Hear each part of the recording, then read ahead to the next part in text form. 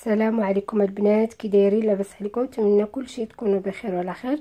اليوم ان شاء الله جيت نقسم معكم واحد الفكره للغدا ولا العشاء كما بغيتو، باش نغيروا شويه من الطواجن ونخرجوا من الروتين ديال دائما.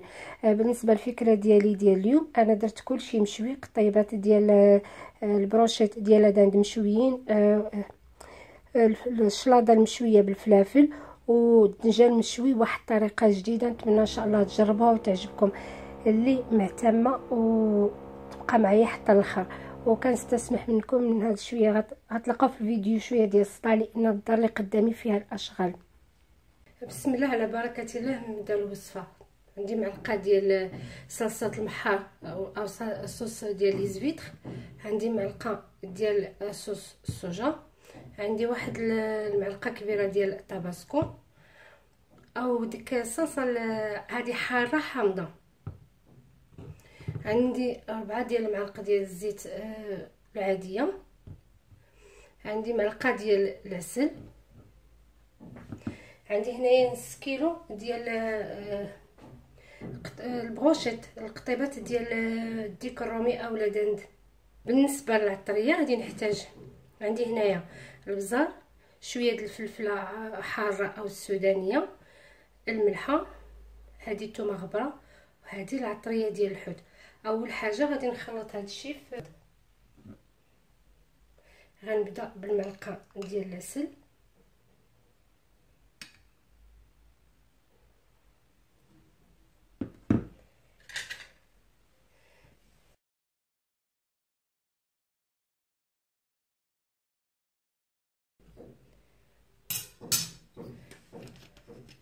غندير معلقه ديال صلصه الصوجا،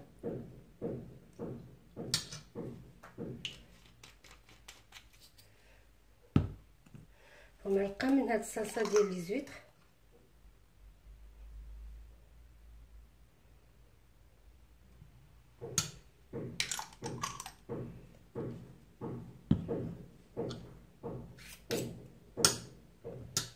صافي. غادي نزيدو الزيت،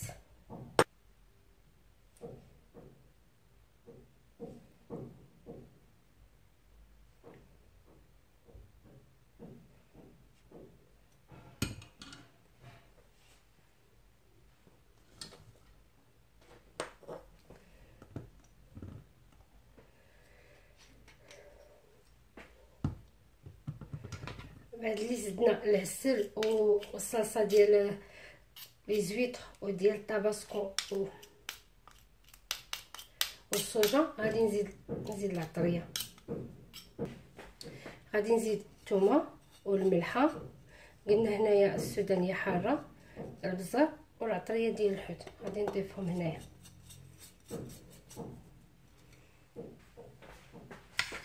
غنحرك مزيان،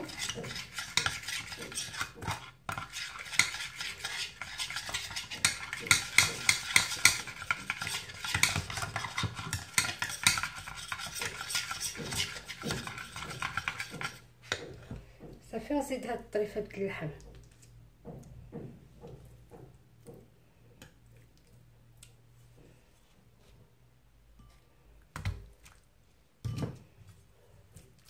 ونخلط هاد الطريفه ديال اللحم مزيان.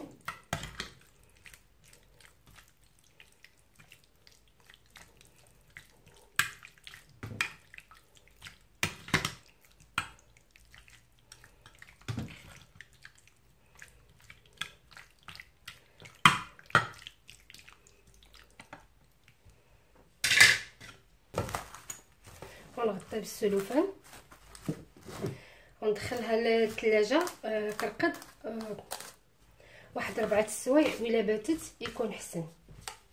بعد اللي ارتاح تقريبا خليته انا هنا 4 السوايع، كي فقت درت له هاد الماريناد، كنزلقوهم في هاد العويدات ديال الخشب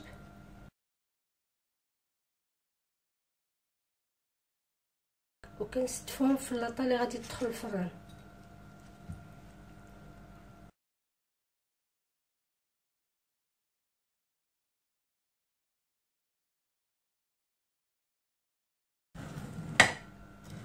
هاد لاصوص، هاد شويه اللي بقى د لاصوص غادي نعاود نخوي على هاد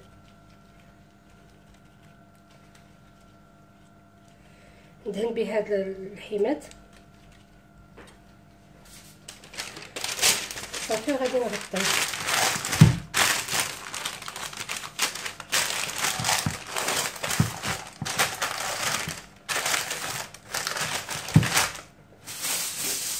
نعاود ندير عليه الالومنيوم، بغيتش ندير الالومنيوم.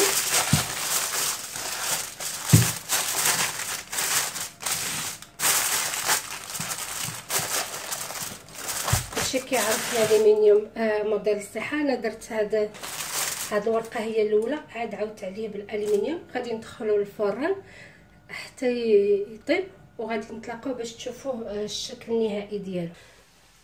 هادو القطيبات بعد اللي طابوا اخذوا تقريبا مني نص ساعه ديال المكانه، شعلت عليهم شويه من الفوق حتى خداو هذا اللون. صافي نقدموهم بالصحه والراحه. بالنسبه للشلاضه غادي ندير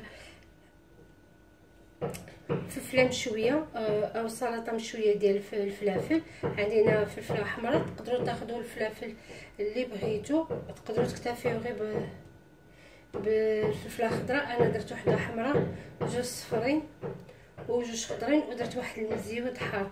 غادي نديرهم فوق الشوايه غير في البوطه، كيعجبني نشويهم في البوطه. شويه كيجيوني في الفران بحال اللي شي شويه كيتهرى، ولكن هذا ما تيمنعش اللي تيشوي في الفران يشوي في الفران. انا غنديرهم في الغاز فوق الفرن حتى غادي يتشواو، وغادي نديرهم في واحد البلاستيكه واحد 10 دقائق يرتاحوا ويرجع ليهم الصهد.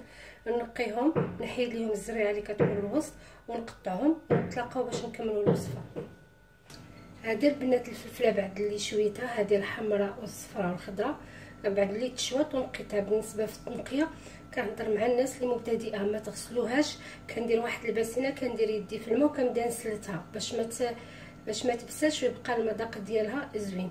من بعد دابا غادي نشحر كل وحده بوحده، ما بغيتش نخلطهم. غادي نشحر الحمراء مع شويه ديال الثومه، هذا قزبور يابس، كمون بلدي مدقوق على اليد، والملحه وزويته بلديه. غنشحر كل وحده بوحده. بغيتو تجمعوهم كاملين جمعوهم كاملين، بغيت غير باش كل وحده تبقى في اللون ديالها. غنسبق الصفراء نحيدها ونشحر من موراها الحمراء ومن بعد الخضراء، ونتلاقاو من بعد. غناخذ مقله غندير فيها الزيت، وغادي ندير الزيت تسخن، شويه ديال الملحه، شويه ديال قزبور يابس ولا حبوب مطحون، شويه ديال الكمون والثومه، وغادي نبقى نحرك في هذا الفلفله حتى تشحر مزيان وتعلق صافي. ونحيدها، ونفس الشيء الحمراء ونفس الشيء غادي نديروه مع الخضراء.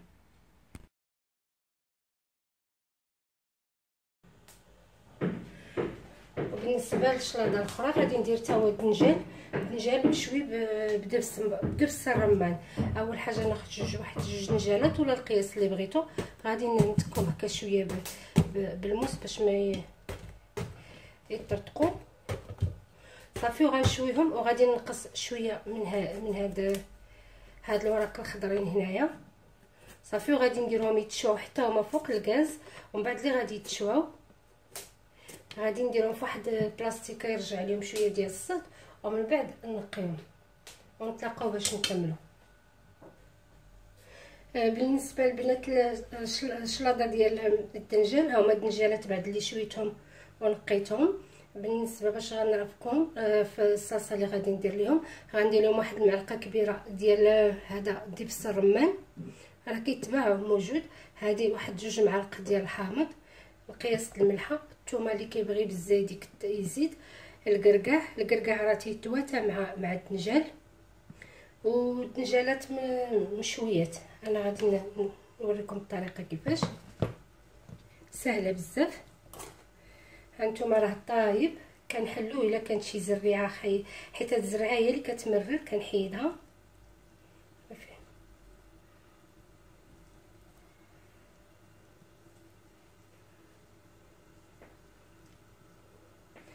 صافي. كنبدا نقطعو صغيور، كنبقى حتى كنقطعو كامل. هو رطب بحال الزبده حيتاش تشوى العافيه فوق العين ديال البوطاغاز على خاطرو حتى طاب مزيان. من بعد خصو يتمعس، غادي نمعسو بفرشيطه مزيان حتى يتمعس كامل انا غادي نكمل الدنجال وغادي نتلاقاو.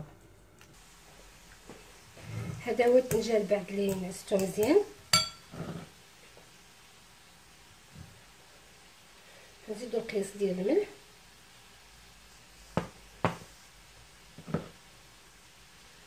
الثومه، حامض،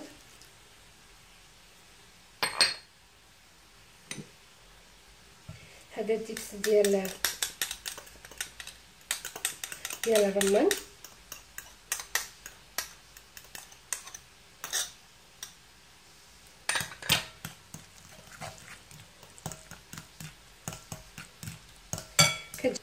كتجي واحد السلطه مخالفه على الطريقه اللي كناكلوا بها الدنجال.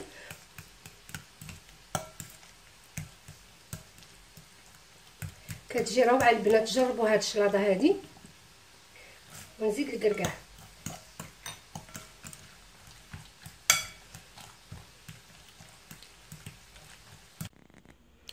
هادو هما الوصفات ديال اليوم. القطيبات رافقتهم بواحد الصلصه. بالنسبه للشلاضه ديال الدنجال نسيت ما زدت فيها، زيدوا فيها معلقه ديال الزيت البلديه.